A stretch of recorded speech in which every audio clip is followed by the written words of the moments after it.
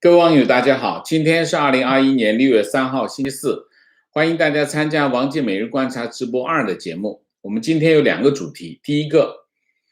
拜登总统签署行政命令制裁中国央企；第二个是美国经济强劲反弹，前所未有。美国经济到底怎么样？我们一直很关心啊。那么我今天就讲一下，全面的总结一下美国经济从疫情到现在的情况。那么先讲这个拜登总统啊，拜登总统6月3号签署行政命令，名为应对为中国某些公司提供资金的证券投资危险啊。那么这个命令扩大了前总统川普去年11月签署的另一个同类性质的行政命令啊，它涉及的范围和企业数量。那么可以讲是川普前总统行政命令的一个补强版啊。那么这个行政命令禁止美国人对美国人，其实它是一个特殊的定义，包括美国的自然人和美国的企业啊，投资59家中共解放军企业进行投资，包括华为、中芯国际、海康威视，还有包括中国的3大电信企业啊。那么除了禁止直接投资这些公司的债券和股票证券以外，这项行政命令也禁止美国人投资组合当中包含了这些公司证券的这个基金啊，就是他把这个范围扩大，就是其实包括所有的融资手段都不允许啊。那么拜登总统指出，在中国境外使用中国的监视技术，以及开发或者使用中国的监视技术，为压制或者严重侵犯人权提供方便，构成了不一般和非同寻常的危险。那么这项行政命令允许美国以有针对性和设置范围的方式，禁止美国投资于损害美国及其盟友安全和民主价值观的中国企业。然后它的禁令将于8月2号生效，但投资者可以在未来12个月内还进行交易，剥离他持有的股票。这个起源来于哪里呢？起源来于1999年财政年度的这个国防授权法。这个国防授权法要求美国国防部制定一个叫中共解放军企业的一个名单啊，确保中国不会利用加入世界贸易组织获得危害美国和盟友的国防技术啊，这个名单叫中共解放军企业名单，这名字叫得很怪啊。然后美国国防部是去年6月向国会提供了第一份中共解放军企业的名单，那么里面就包含华为、海康威视20家中国的央企啊，主要是中国的央企。那么然后他会更新这个名单啊，国防部长就会更新这个名单。到了去年的8月28号，然后国防部在这个名单里面再增加11家央企，所以基本上你看这个清单里面都是中国的央企啊。所以我们今天题目就是央企，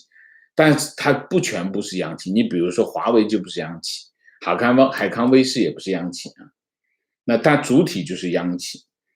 然后到了去年的11月12号，那川普总统签署行政命令，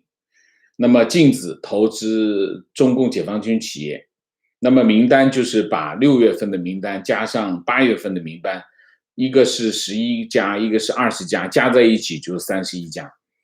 那么总共就是31家，他对这31家企业禁止所有的证券融资，都禁止投资啊。所以他是从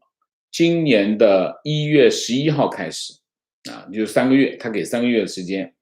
那么美国人，就是我们刚才讲自然人加企业，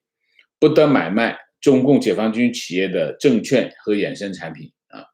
然后就是确定60天之内，然后任何美国人对这个公开交易的证券的任何交易风险就不可以，总之就不能投资的了啊。大概就是这样啊，大概就是，然后这个拜登就把这个31家扩大到59家啊，五十九家，这我现在没有看到他的名单啊，应该也就主要是中国的一些央企和军工企业啊，应该是一个这样的名单啊。然后白宫宣布，拜登总统将于6月10号到16号访问欧洲啊，这是他就任美国总统以来第一次出访。你可以看一下啊，他第一次最早最先接待的外宾，一个是日本日本首相菅义伟，第二个就是韩国总统这个文在寅啊，那么两个亚洲最重要的盟友接待他们来，然后他最先出访的国家就是欧洲啊，当然就是主要是欧盟了啊。那你可以看到这个拜登政府的对外政策非常的清晰，就是和盟友来往。川普就正好反过来，啊。那么白宫新闻秘书沙奇在声明中说，这次访问将凸显美国致力于恢复我们的同盟，重振跨太平洋或跨大西洋关系，并与我们的盟友和多边伙伴密切合作，应对全球挑战，并更好地巩固美国利益。那么，拜登总统将于6月10号那么在英国会晤英国首相鲍里斯那么并于6月11号到13号在英格兰西南部的康沃尔郡参加七国集团峰会他主要是这是主要的行程，就是参加七国集团的峰会七国集团的峰会，当然毫无疑问，他们要干什么？要协调对华政策这是一个非常重要的会议。毫无疑问，中国将是这个七国集团会议的主题之一。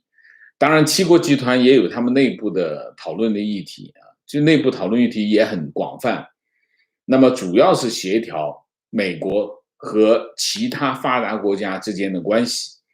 大家知道，川普执政4年，川普提出来的美国优先战略，其实对美国和他的盟友的关系造成了一定程度的伤害。那么现在拜登总统他要修复这个关系，所以七国集团首脑峰会的是一个非常重要的平台，就是美国利用这所有一切的机会去修补原来跟盟友之间的关系那么就是确认他说确认美国对北约跨大西洋安全和集体防御的承诺那么拜登在布鲁塞尔访问期间还将会晤土耳其总统埃尔多安讨论双边问题。那么6月15号参加美国和欧盟的峰会那么届时讨论什么呢？讨论这个国际安全、卫生安全，当然就是疫情了，全球经济复苏，还有气候变化。那么还将会晤比利时国王菲利普和首相德克罗那么然后他前往瑞士日内瓦沙奇说拜登总统将于6月16号与俄罗斯总统普京举行双边峰会大概就是一些这样的行程。你可以看到拜登总统这次出访有非常重要的任务，这个任务是什么？就是修复与西方盟国的关系，同时和普京进行会谈。和普京进行会谈是一个最令人关注的议题。美国和欧盟的关系已经进入一个正常的轨道所以举行这个峰会其实是在确认双方的关系并没有太多的议题要讨论，其实大家就是把所有之前已经做好的准备通过峰会确认而已。但是那拜登和这个普京的会面却不同寻常这里面会不会有一些和中国有关的议题那么值得大家关注所以拜登总统的这次欧洲之行很重要，我们会进一步跟进。好，我们第二个议题讲这个什么？讲这个美国经济强劲反弹，前所未有华尔街日报说那么美国经济强劲复苏，在可见的历史上绝无仅有他说他的动力来自3个方面：第一，拥有数万亿额外储蓄的消费者那有消费能力这第一个；第二个，渴望招聘的企业第二个；第三个，巨大的政策支持那么它表现在什么呢？表现在几个方面第一个，美国的企业正在以有记录以来最快速度的涌现新注册的企业很多，不断的涌现就是有记录以来最快的速度，这第一个。第二个，工人的辞职率达到了2000年以来最高水平。辞职率是什么意思？就是跳槽跳槽跳得很频繁。跳槽跳得频繁意味着什么？意味着企业的需求，就是企业招聘人手需求非常的强烈这是第二个。第三个，美国家庭的债务负担和税后收入之比接近1980年有记录以来的最低水平，就是负债率很低负债率很低。这负债率低意味着什么？意味着它有更多的资金来消费第四个，道琼斯指数比2020年2月疫情前的峰值上涨了 18%股票上涨 18%第五个，全国房价从疫情就是2020年2月以来上涨了 14%， 房价股价都上涨，都比疫情发生之前一个上涨了 18%， 一个上涨了 14%那么 Decision Economic 策略师叫塞奈说，他说我们从来没有碰到过这种情况美国经济没有碰到过这种情况，先崩溃，然后是繁荣的回升这是绝对是史无前例然后经济学家和决策者预测，美国经济在第二季度可以超出疫情前的水平。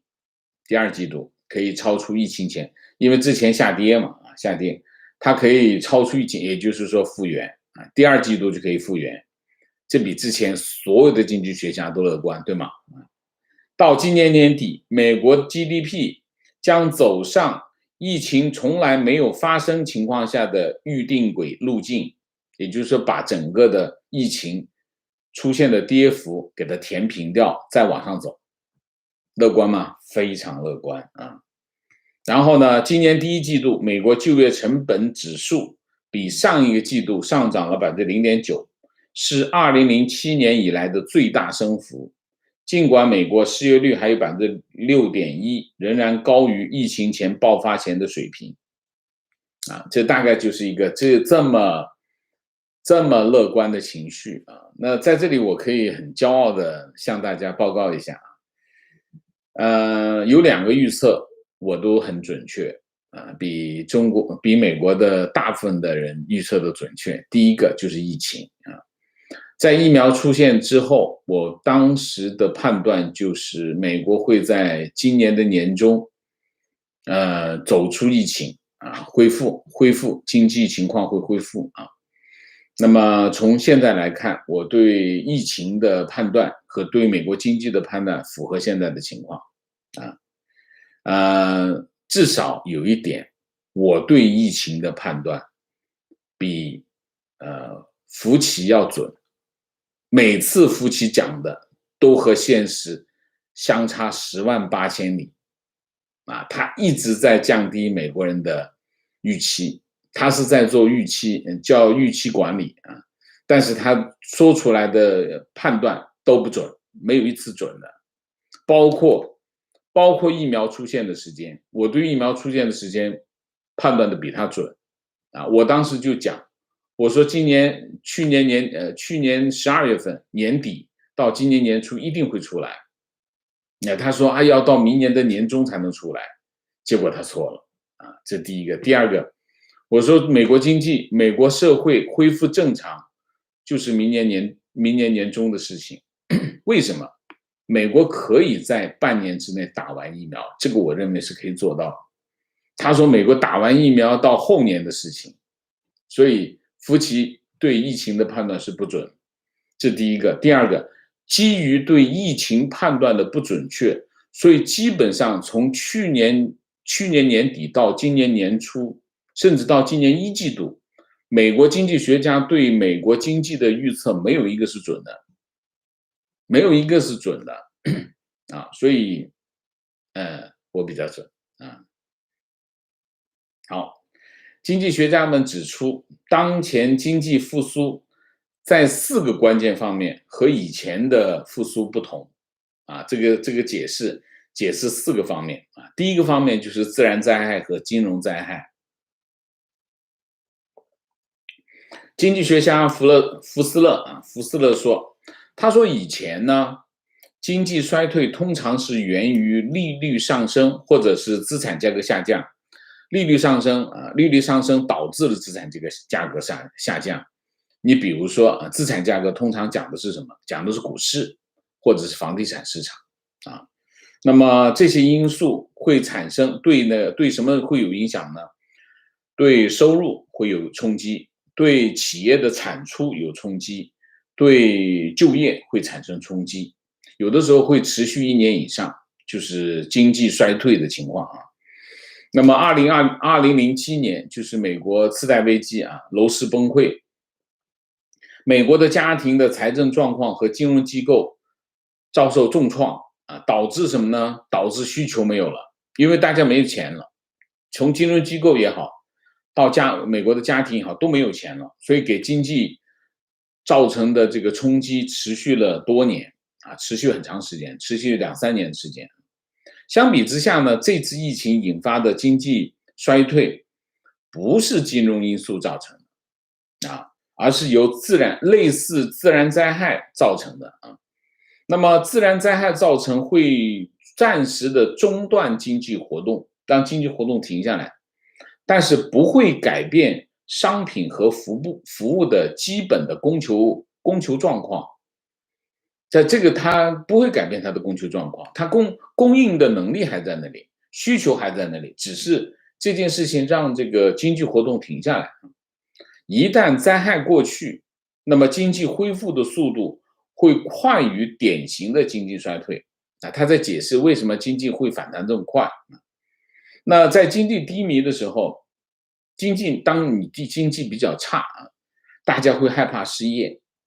然后害怕收入下降，所以消费者呢会减少花钱，因为你一看外面都在裁员，你这个哪敢使劲花钱？不敢使劲花钱，那么你一不花钱呢，那经济就会更不好，所以实际上是个恶性循环。但是这一次呢，消费者支出基本上没有减少，而且美国人口普查局在疫情期间进行了一项调查，表明一些消费者确实推迟了某些开支，但更多是出于对疫情的恐惧，而不是失业啊。所以大面积的疫苗接种让消费者可以增加消费，企业重新开业，从而抑制了这次自然灾害的影响。那么根据这个市场研究机构的数据，最近几个月已经接种疫苗的人群在餐厅消费增长速度快于，就是打了疫苗的人跑到餐厅里去消费，比没打疫苗的人消费增长速度快啊。随着越来越多的人接种疫苗，招聘也开始增加。那么明尼苏达大学劳动经济学家对人口普查数据分析发现，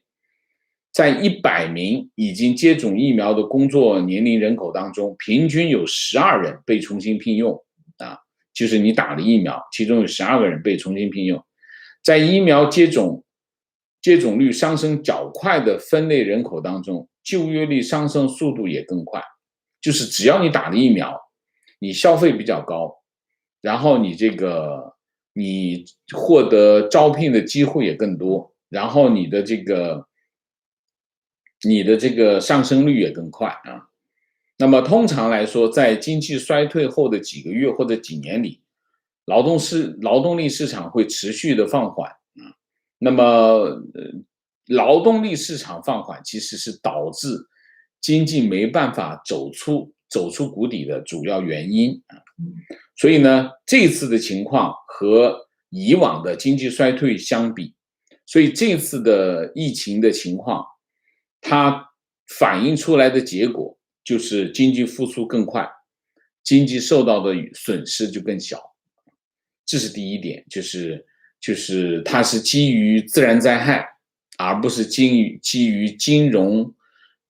灾害啊，这是第一个。第二个，货币政策和财政政策啊。那么疫情引发了比任何一次衰退更快、力度更大的货币政策和财政政策，它控制住了经济体系受到损害的程度啊，为快速复苏提供了条件，就是货币政策跟财政政策啊。那么联储局降低了利率，启动了大规模的买债啊，而且做出承诺，说在恢复充分就业和通货膨胀高于2%的目标之前，保持零利率，然后2024年之前不会加息，这是联储局的一个承诺。然后联储局的这个资产负债表从2000年3月份的42000亿4.2万亿猛增到今年5月份的7.1万亿美元啊。那么美国国会的行动比前几次衰退更快啊，美国国会的更快，通过了多轮的经济刺激方案啊。联邦预算委员会的数据，到2024年，国会为应对疫情所实施的财政措施总规模达到5.1万亿美元，相当于国内生产总值 GDP 的4.4%啊。那么相比之下，2007年到2009年衰退给予的这个财政措施，就是大约是1.8万亿，差多少？差很多啊，差3倍啊。那么相当于 GDP 的2.4%，你看现在是4.4%，那个时候是2.4%，所以差别非常大。所以呢，这与以往任何一次衰退相比，我们看到现在美国的家庭资产负债表非常强劲，所以呢，未来一段比较长的时间，美国国内市场的支出是有非常有力的支撑的啊。这是第二点，就是关于这个货币政策和财政政策啊。第三个是什么？家庭和企业状况。哈佛大学经济学家戴南说啊，经济衰退的发生往往是因为某种不平衡，要么就是住房供应太多，要么就是债务负担过重，要么就是通货膨胀过高。那么这些不平衡出现逆转的时候，经济就受到伤害。那么结果呢？结果就是家庭控制开支，然后再翻过来又会压低其他人的收入，最后导致恶性循环，这就是经济危机产生了啊。那么本轮疫情发生之后，上述的不平衡情况不存在啊。那么在摆脱疫情之际，家庭、银行和企业的状况比以往衰退之前好得多，比以往发生衰退的情况要好得多啊。纽约联邦储备银行和 Equifax 的数据，今年一季度拖欠款项在未偿债务当中的占比，就是坏账，其实就是坏账，坏账下降到3.1%，是1999年开始记录以来的最低水平，这个情况非常的好啊。相比之下，在2001年经济衰退结束时，以及2009年，这个坏账率一个是5%，一个是11.1%，所以这个情况很好啊。所以呢，金融机构金融机构亏损吸收资本相当于风险加权资本的 6.5%， 是1996年有记录以来的最高比例。也就是说金融机构他们非常有实力，因为他们的坏账比率最低，非常的低。那么所以呢，银行已经做好了要放款了，要增加他们的放款。这是第3点，就是家庭，然后是金融机构，还有就是企业，他们的财政状况非常好，这是第3点。第4点，供应短缺和瓶颈，还有通胀。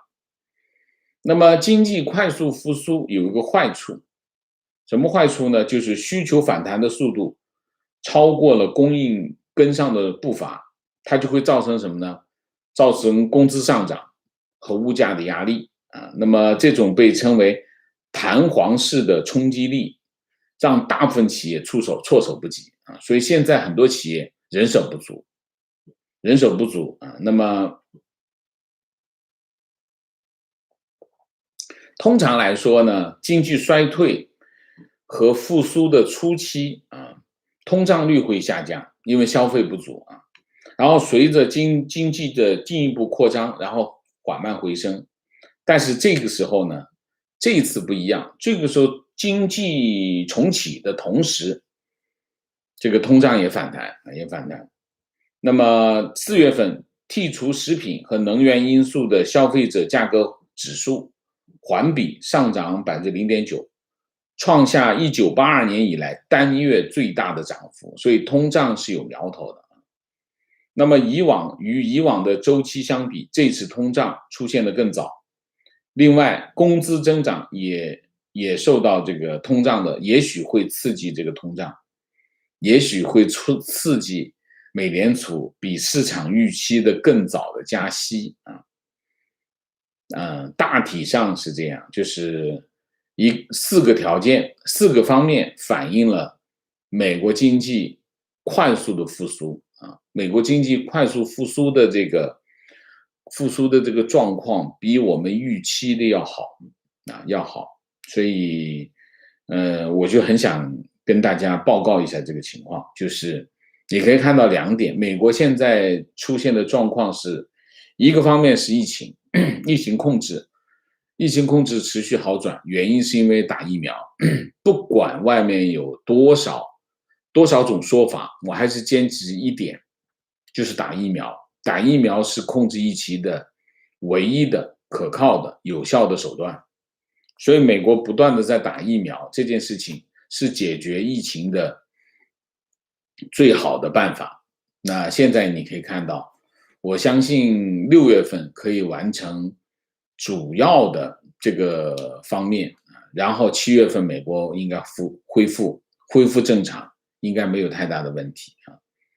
这是一个就是说疫情的受控是整个经济复原的前提条件。所以美国经济反弹的速度比我们想象的快的原因，就是我刚才讲，我们之前其实一直在讲，美国采取了2个措施，一个是货币政策，一个是财政政策，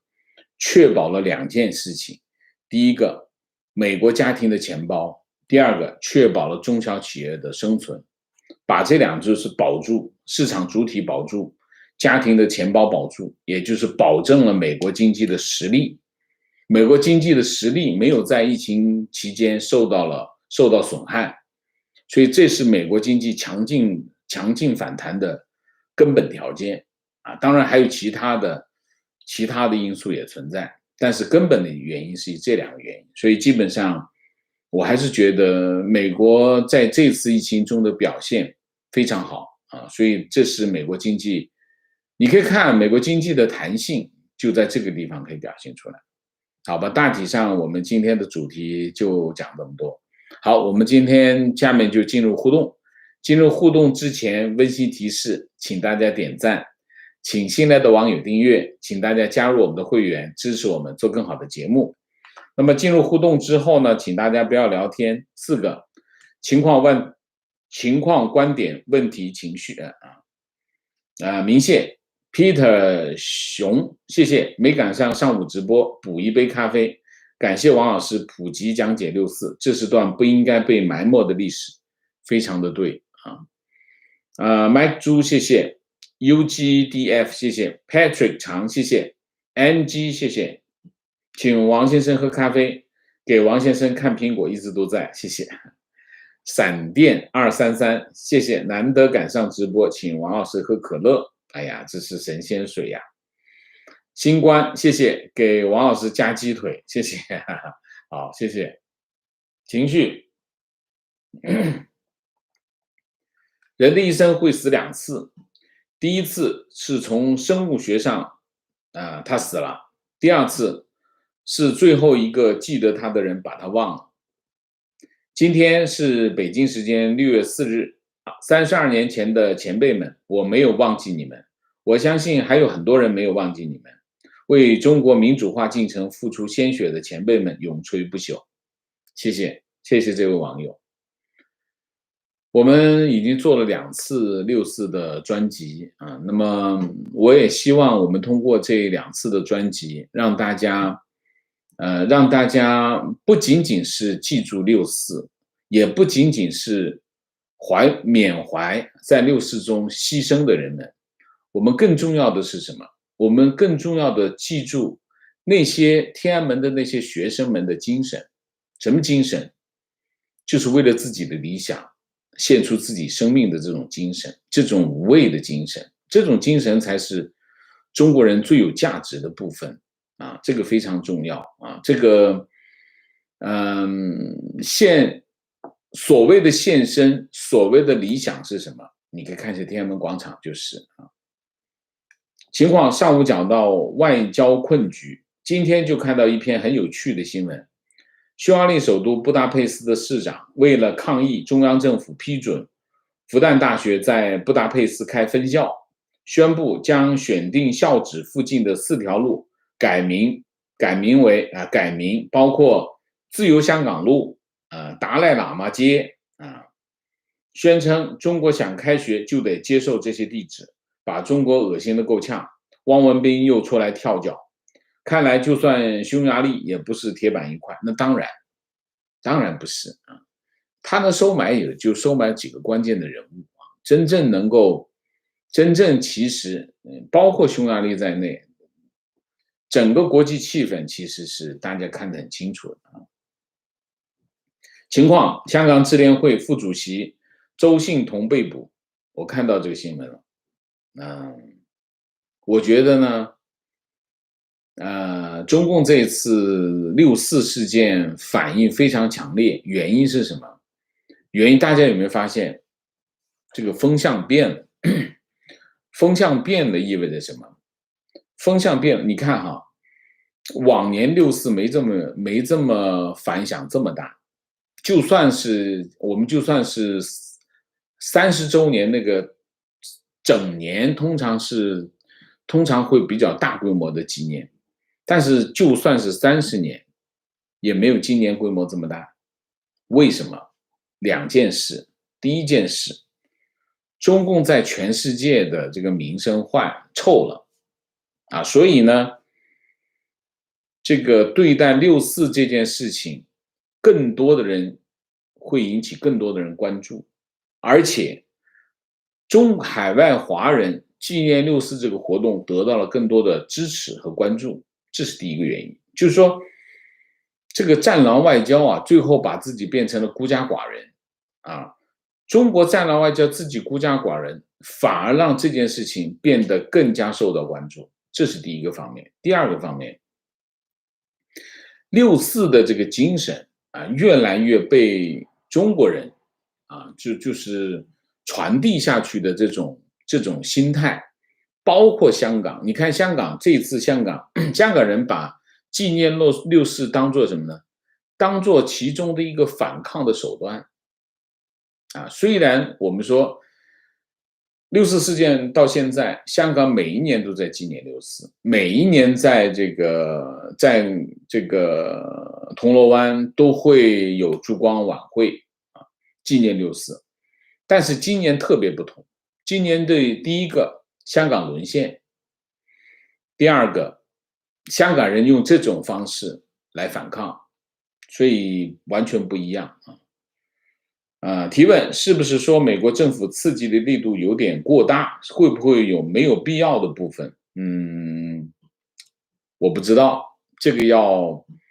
用数量经济学来算不能拍脑袋说这个金额大就过了。这个我没有条件做这个判断，要有数学模型拿出证据来说。但是呢，我们是有句话叫我们人类不可能同时跨进2条不同的河流，对吗？你做了这个你跨进这个河流，你就没办法跨进那个河流，你不知道哪个是正确的，你只能说我跨进这个河流，然后看我这个正确不正确。你跨进了这个河流，你就进不去另外一个河流，对吗？当然。共和党是反对这么大规模的，但是我不知道，就有些东西是，当然，共和党的反对有共和党反对的价值，为什么？就是因为反对才叫制衡嘛，如果都支持，怎么叫制衡？所以也没啥，我觉得也没啥情绪讨厌夫妻，疫情开始的时候，他说谎，忽悠大家别戴口罩，导致众多美国人染疫而亡作为黄脸人的我戴了口罩，还被公司同事调侃。之后他又呼吁大家戴口罩，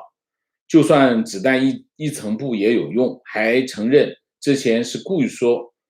谎隐瞒，美其名曰是为医护人员这个蹲资源。最近还被挖出他早知道拨款武汉病毒所的事情而一再隐瞒，好奇这个人竟然没逮捕判刑。他没有说早知道吧，我看到的不是这样的新闻。第一个就是我认为他最重要的，我觉得福奇最大的错误在哪里我觉得都不是这些，最大的错误就是他的误判，他讲出来的预期全部都错，从疫苗诞生的时候是错的，然后这个疫情控制的时间也是错的。他这个错误其实影响很大，为什么？当然，我觉得他一开始说不用戴口罩这件事情影响很大，这个是不可原谅的事情，因为他说不戴口罩，其实迎合了一部分美国人的诉求所以我一直在讲，我不喜欢夫妻太滑头，太见风使舵他其实是迎合某些美国人的想法，所以他就说不用戴口罩，这是第一个。第二个，但是影响更大的是什么？影响更大的是他对疫苗的判断，对疫情的判断，控制疫情的判断。你想一下，当你疫苗判断错了，然后疫情又判断错了，然后美国的很多企业他的工作安排就是按照你疫情跟疫苗的判断来走的，所以整个的美国对疫情、对这个经济的反弹都失去预算，都没有预期到美国经济会这么快反弹。原因是什么？原因是对疫苗跟疫情控制失算了。失算的原因是什么？福奇他最权威所以大家相信他。可是他一直在说错，所以我觉得怎么说呢？我觉得反正我不喜欢他至于说拨款给武汉病毒所这件事情，他没有承认过我觉得你要看看这个网友要好好的检讨一下你的信息源的问题提问：国内只能打科兴疫苗，但十分不信任科兴，很纠结。请问老师能给点指导吗？我给不了指导，我不懂疫苗，我也不知道科兴有没有问题。就算是科兴过了，科兴已经刚刚获得了这个世卫组织的紧急使用，已经在紧急使用的清单里面。包括现在中国有2种，一种是国药，一种是科兴，都在这个世卫组织的紧急使用清单里面。那么它也就是疫苗支援计划的方案里面。那现在的问题是什么？现在的问题并不是说这个世界卫生组织对它的提供的检查报告有没有问题的？没有问题，他提供给他的数据没有问题。现在主要的问题是什么？现在主要的问题是中国的疫苗厂商他没有办法控制疫苗的品质这是个最大的问题。就是说突然一下在平常没有状况的时候，他们的疫苗的品质都不过关而且还出现很多造假的情况，所以他们信誉不好，他们品质控制能力不行。所以突然一下你有这么大的量的需求出来，国药说它下半年能够生产10亿剂这个灭活疫苗，我对他们没有信心，我对他们的品质没有信心。品质的问题是什么？品质的问题是你不知道给你打的这一支是不是合格的，这是核心的问题。所以我不能给你指导的原因，我不知道，我只能告诉你，我不信任他们的品质。但是对你来说，你有没有更多的选择呢？这就是问题所以我解决不了这个问题，非常抱歉当然，如果在有条件的情况下，你去打 BioNTech 可能会更好观点：墙内绝大多数人觉得全世界只有中国抗疫做得最好，觉得中国疫苗全世界最好。洗脑和无知已经不够描述墙内的粉红了，用习思想就能够做到一切，堪比毛思想年代。现在的情况是这样，就是说美国每天还有将近8、9千个新确诊案例那么中国现在号称它一天新增加的确诊案例，它有的叫确诊，有的叫感染，反正其实在全世界都没有区别，只要发现是就确诊。中国不是，他说你没有症状就不算确诊不管怎么样，它每天发生的症状的人数不超过公布的数据，一般来说都不超过50个人。可是你可以看到广州出现了什么情形？广州、茂名、佛山出现的情况就开始封城，我讲的封城就是有一个区域封闭，有一些现在是38个区域封闭。封闭是什么概念？就是不准上街，封起来，全部都在居家。然后后来又增加了2个区域，也就是40个区域封闭。然后呢，在广州的人离开广州要有核酸检测，72小时的核酸检测，然后你的这个健康码必须绿色，才能够离开广州。这基本上属于准封城状态。那你想一下，全中国只有这么一点点感染，你都要封城，什么情况？美国现在一天还有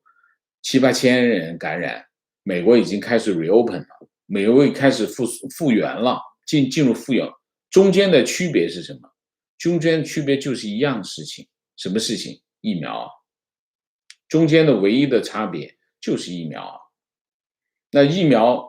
那美国的疫苗可靠，你的疫苗不可靠，中间的差别就是这个。所以你想未来的形势的发展，就是美国、欧洲都在，包括日本这些西方国家都开始因为有疫苗，开始进入恢复的状态，迅速进入恢复的状态，而且打疫苗的速度也非常的快。那么中国现在的情况还处于一个不明朗的状况，原因是什么？核心的问题是什么？核心的问题还是科技问题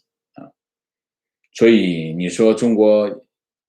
笑到最后，笑得最美吧，我们就看看谁笑到最后吧。这个时间也不用很长时间我们再看1-2个月，看看中美之间的比较是什么情况。一开始吹牛逼你就使劲吹好了提问有人说，美国此次为了拯救疫情下的救济所采取的宽松财政政策，会对美国以外的地区产生负面的外部冲击，这样的说法是否有其道理？与事实相符吗？这个不需要去反驳它，因为美国要采取紧缩的货币政策，中国还是会骂他的不顾世界各国的需要，收紧货币政策那么你美国联储局这个放松货币政策，然后就是割全世界的韭菜。你不管怎么样都说，为什么？原因是美元是交易货币，美元是交易货币，美国的货币政策一定会对全世界产生影响。那么有些经济体的影响是好的，有些经济体影响没那么好，一定会有。所以美国不能够解决其他国家的问题至于说货币宽松的财政政策，财政政策对其他国家没有1毛钱的影响，没有关系。为什么？因为那是去市场借的钱没有关系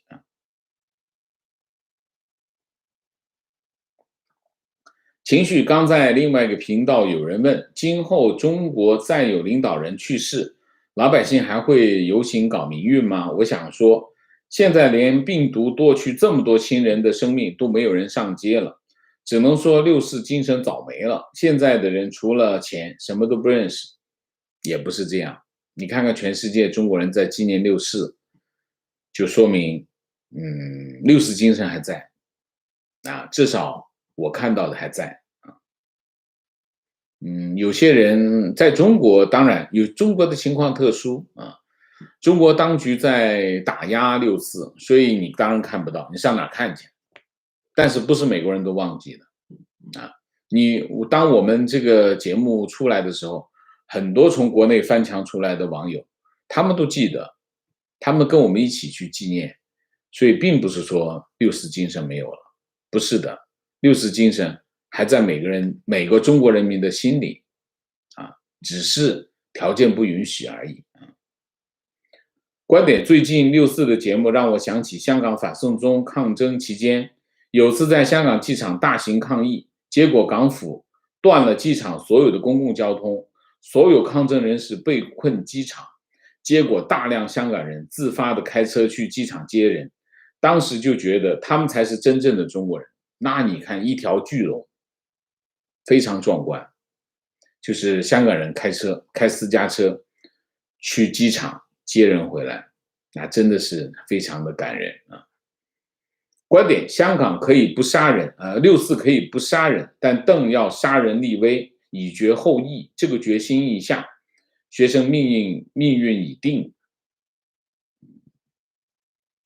立威嘛，不是立威，要解决危机立威可以不杀人6·4有1万种解决方案，最坏的方案就是杀人，他选择了最坏的方案，这就是所以我对邓小平，我认为邓小平做了2件对中华民族很坏的事情。第一件事情是什么？第一件事情是计划生育，第2件事情就是6·4这2件事情不值得原谅情况：作为一名香港市民，曾经参加当年100万人游行，之后再没参加过任何其他活动，但今天一定参加其中，不论任何形式。提问：王老师在很多节目中提到，人民币无法自由兑换，无法成为国际货币，国际货币基金组织为什么要储备人民币？国际货币基金组织当然它需要各种货币。因为中国是世界上第2大贸易经济体它是世界上最大的贸易国，所以国际货币基金组织通过央行的货币互换系统，进行互换啊，那么交换跟人民银行交换用国际货币基金组织的特别提款权换取人民币，这是非常正常的操作。提问：中国人的思维是习惯证明自己是别人强的，是比别人强的，而欧美、日本已经过了证明自己的时候，都是自己要过得幸福快乐。不吹牛的基础上，中国经济毫不客气地讲，就是建立在人多低福利的基础上，而所谓的腾飞，而没有经济和科技做支撑，靠着满世界的房子就能称霸全球，是不是有点想多了？请问王老师，中国的自信源于什么？韭菜减少，他们会打别的算盘。中国自信源于什么？中国自信源于洗脑啊，源于洗脑啊。为什么要洗脑？中共一直在吹牛啊，我很强，我这事儿我办好了，所以一定要跟大家讲，我们是世界上第2大经济体，然后告诉大家，我们过一段时间就超过美国世界第1了。所以厉害了我的国是什么？厉害我的国，中国人看得热血沸腾，爽啊！中国人终于变成强国了，中国变成强国，我们变成强人了。就中国人老是觉得，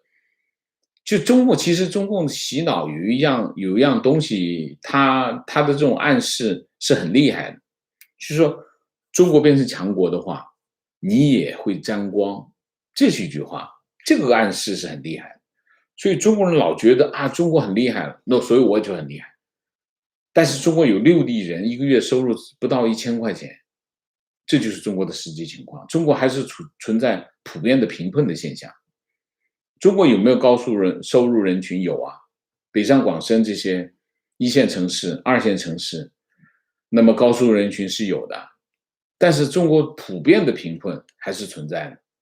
所以怎么说呢？他把那部分用墙挡住，你只看前面这部分就好了，那部分最广大的人民不管了，所以就是这样啊。所以自信来自于什么？用墙砌起来，不好的部分不告诉你，这就是他自信的来源。提问：如何评价美国免费向全世界提供3000万剂疫苗？疫苗外交，这就是疫苗外交，真的疫苗外交就来了，美国就跟着来了。中国不是一开始疫苗外交，现在中国没有声音了，为什么？他的疫苗不可靠啊，出了很多问题啊。所以美国疫苗外交还是那句话，笑到最后笑得最美，真正的实力不吹牛逼没有用啊，这就真正的实力啊。情况，深夜日期刚跳转，好感动，因为看到朋友圈一个90后的男生发了一条朋友圈，12345612334 ，OK，这就是中国，中国现在的情况就是一个这样的情况，要用这种方式来表达啊，这叫什么？这叫道路以目啊。观点。曾经看到一句话：64之前中国腐败只是偷偷摸摸，64之后变成明抢，深以为然。提问：强的有很多人在64的问题上觉得稳定压倒一切，把自己放在领导人的位置上，觉得镇压是一定要发生的，而且觉得如果64推翻了党的领导，那么国将不国，必定内乱。我理解这是长期洗脑下觉得自己是赵家人，其实不过是一颗韭菜。王老师怎么看？这个题目我已经回答过很多次。中国要是没有中共，中国会比现在好100倍，就这么简单。至于中国乱不乱，你试试看咯。没有中共的时间，中共只存在了70年，对吗？中共只存在了100年啊，你执政也就这么多年，所以在没有中共之前是什么情况？所以中共在重构历史原因是什么？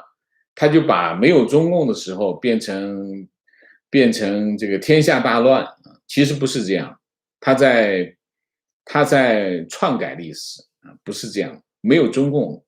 我认为这个世界上比现在会好100倍，就是这么简单啊。好，明谢魏唐，谢谢黄增培，谢谢 Renee Mac， 谢谢姥姥王，谢谢翻墙的朋友们加油，你们的坚持让我敬佩啊。Jack Han， 谢谢 Mr. X， 谢谢。公元1989年6月4日是中国当代史上最重要的日子，应当永远纪念，缅怀为了争取民主自由而献出宝贵生命的英烈。今年是香港沦陷的元年，今年的这一天，香港人就自愿成了我们的同胞。愿我们的同胞勿忘64，